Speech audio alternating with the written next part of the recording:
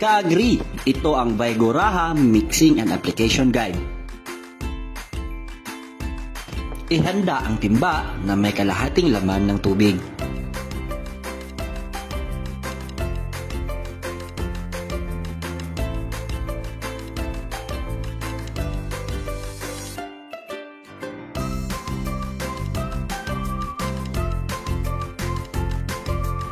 Dahan-dahang ilagay ang 6 na kutsara ng Vigoraha sa timba na may tubig.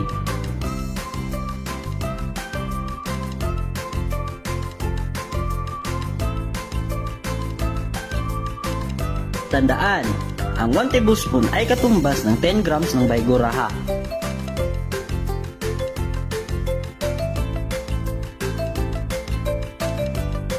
Haluin ang Vigoraha sa timba na may tubig gamit ang stick.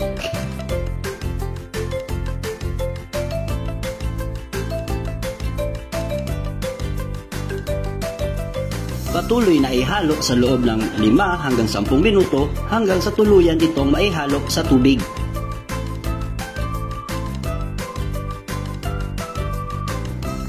Ihanda ang isang 16 na litro ng knapsack sprayer at dahan-dahang ibuhos ang solusyon na galing sa timba.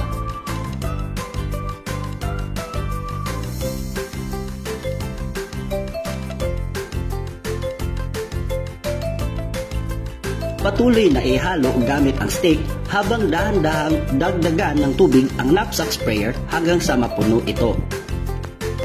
Patuloy na ihalo ng maigi hanggang 3 hanggang 5 minuto.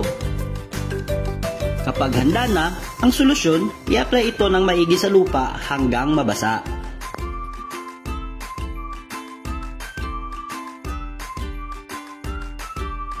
Siguraduhin kapag nag-spray ay maabot ng produkto ang ugat ng halaman.